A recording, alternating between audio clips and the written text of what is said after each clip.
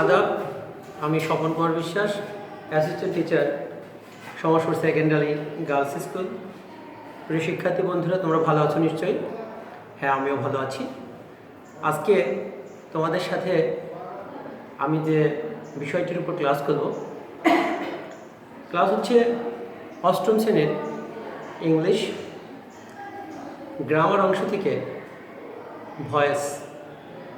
আজকের আলোচনার বিষয় হচ্ছে ভয়েস। তো প্রিয় শিক্ষার্থী বন্ধুরা, প্রথমে জানতে হয় যে ভয়েস কি, ডেফিনেশনটা আমরা একটু জেনে নিই। ভয়েস এর বাংলা হচ্ছে বাচ্য।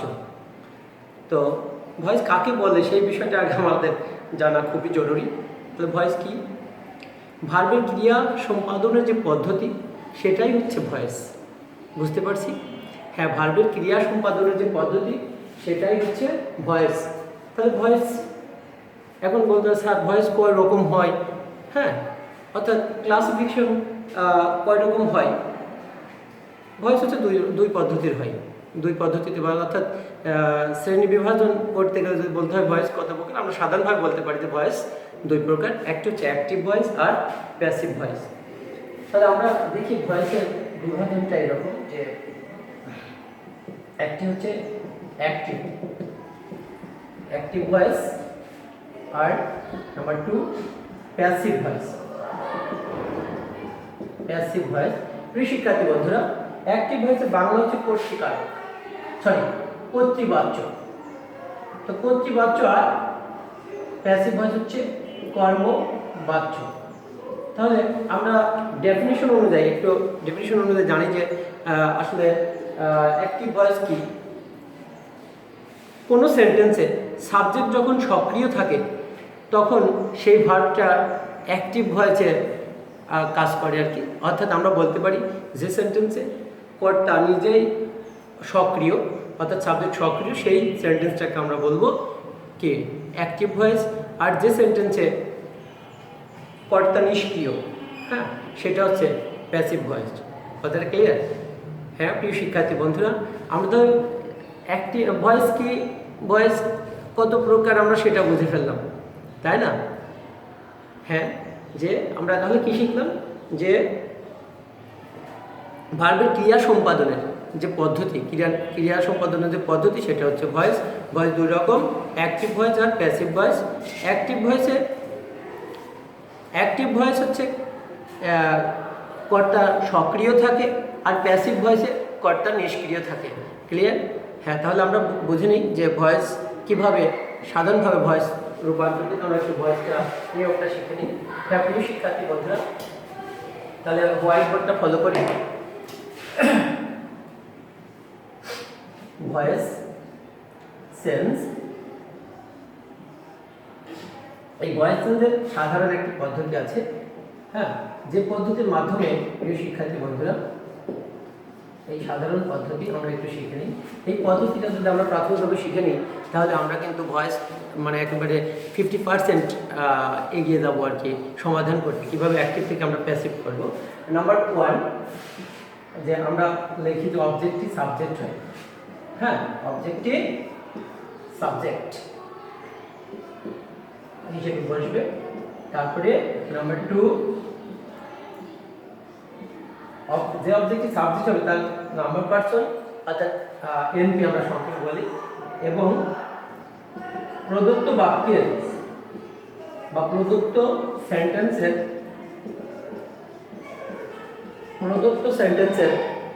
টেন্স অনুযায়ী সাহায্যকারী ভার্ব। সেন্টেন্সের টেন্স অনুযায়ী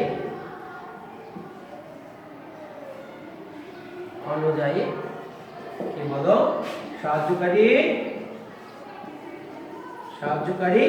ভার্ব। হ্যাঁ, তারপরে মূল ভার্বের পাস্ট পার্টিসিপল ফর্ম হয়। মূল ভার্বের পাস্ট পার্টিসিপল ফর্ম, তারপরে প্রিপজিশন হচ্ছে বাই, আর নাম্বার 5 হচ্ছে সাবজেক্টে অবজেক্ট। হ্যাঁ প্রিয় শিক্ষার্থী বন্ধুরা, এই হচ্ছে পাঁচটি সাধারণ নিয়ম। ঠিক আছে? অর্থাৎ কি, নাম্বার 1 কি অবজেক্টিভ সাবজেক্ট, নাম্বার 2 হচ্ছে প্রদত্ত সেন্টেন্সের যে আমরা যে অবজেক্টকে সাবজেক্ট করবো সেই অবজেক্টের নাম্বার পার্সন এবং প্রদত্ত সেন্টেন্সের টেন্স অনুযায়ী সাহায্যকারী ভার্ব, মূল ভার্বের পাস্ট পার্টিসিপল, তারপরে প্রিপোজিশন হচ্ছে বাই, আর সাবজেক্টিভ অবজেক্ট।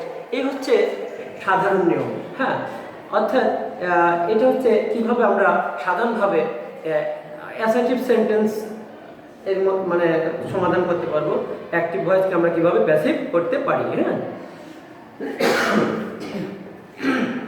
হ্যাঁ প্রিয় শিক্ষার্থী বন্ধুরা, তাহলে আমাদের এই নিয়মটা অনুসরণ মানে ভালোভাবে আরো সমাধান করার জন্য যে বিষয়টি কয়েকটি কথা আমাদের বেশি জানতে হবে, সেটা কি এক নাম্বার যে কাজটা হয়, আমি যে লিখেছি যে অবজেক্টিভ সাবজেক্ট, তাহলে কোন কোন অবজেক্টগুলো সাবজেক্ট হতে পারে, আমরা একটু সম্ভাব্য সেই অবজেক্টগুলোকে সাবজেক্টিভ গ্রুপগুলো প্রদান করি।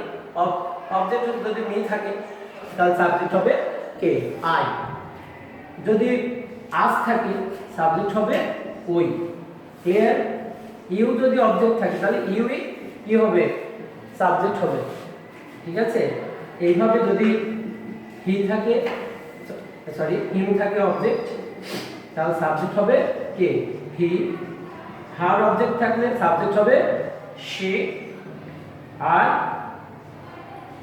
ইট যদি থাকে অবজেক্ট, হ্যাঁ ইট যদি থাকে ইট হবে। ঠিক আছে, আর দেম থাকলে সাবজেক্ট হবে কি, দে, আর যদি নেম থাকে নেমই হবে। ঠিক আছে প্রিয় শিক্ষার্থী বন্ধুরা, এক নম্বর আমরা যদি একটু মনোযোগ দিয়ে দেখি তাহলে প্যাসিভ ভয়েসের সাধারণ নিয়ম 5 নাম্বার কিন্তু আমাদের খুবই ইজি হবে।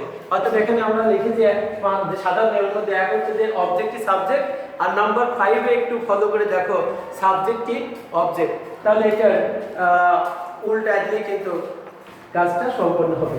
হ্যাঁ প্রিয় শিক্ষার্থী বন্ধুরা, ভয়েস পরিবর্তন করতে গেলে প্যাসিভ করার সময় কিন্তু সাহায্যকারী ভার্বের ব্যবহার হয়। ঠিক আছে, তো আমরা একটু দেখে নিই যে কিভাবে ভয়েস করার সময় ভয়েস পরিবর্তনের সময় সকল টেন্সে সাহায্যকারী ভার্বের ব্যবহার হয়। হ্যাঁ, তাহলে আমরা একটু কাইন্ডলি দেখি। অর্থাৎ প্যাসিভ রূপান্তরের সময়, হ্যাঁ প্যাসিভ রূপান্তরের সময় অক্সিলারি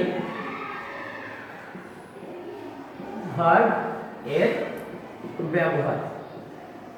হ্যাঁ, আমরা 9টি টেন্সে ভয়েস পরিবর্তন করব। তার মধ্যে এই সাধারণভাবে ভয়েস পরিবর্তন করতে গেলে যে সাহায্যকারী ভার্বের ব্যবহার করতে হয় সেটা টেন্স অনুযায়ী হয়। আমরা সেটা একটু দেখে নিই।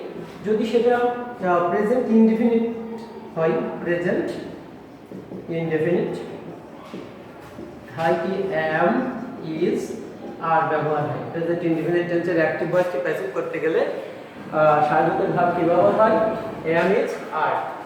এবার প্রেজেন্ট কন্টিনিউয়াসে এই অ্যাম, ইজ, আর এর সাথে বিইংটা যোগ হয়ে যাবে। হ্যাঁ, তাহলে আমরা লিখতে পারি কি অ্যাম বিইং, হ্যাঁ ইজ বিইং, আর বিইং। হ্যাঁ, প্রেজেন্ট পারফেক্ট, ক্লিয়ার, প্রেজেন্ট পারফেক্টে হ্যাভ বিন অথবা হ্যাজ বিন ব্যবহার হচ্ছে। হ্যাঁ, এভাবে পাস্ট ইনডিফিনাইটে কি হয়, ওয়াজ অথবা ওয়ার, ক্লিয়ার। আর পাস্ট কন্টিনিউয়াস এই ওয়াজ কন্টিনিউয়াসে বিইং যোগ হয় সব সময়। ঠিক আছে, আর ওয়ারের পরে বিইং, ক্লিয়ার। অর্থাৎ পাস্ট ইনডিফিনিটে কি ওয়াজ, ওয়ার, আর পাস্ট কন্টিনিউয়াসে ওয়াজ বিইং আর ওয়ার বিইং। এভাবে পাস্ট পারফেক্টে যদি পাস্ট পারফেক্ট টেন্সের অ্যাক্টিভ ভয়েস থাকে তাহলে সেখানে সাহায্যকারী ভার্ব ব্যবহার হবে হ্যাড বিন প্যাসিভ করার সময়। ঠিক আছে প্রিয় শিক্ষার্থী বন্ধুরা, তাহলে আমরা প্রেজেন্ট এবং পাস্ট টেন্স আর আরেকটা ফিউচার টেন্স এখন দেখাতে হবে। ঠিক আছে, আমরা এটা একটু মুছে দিই জায়গা কমের কারণে, আমরা একটু উপরে লিখবো।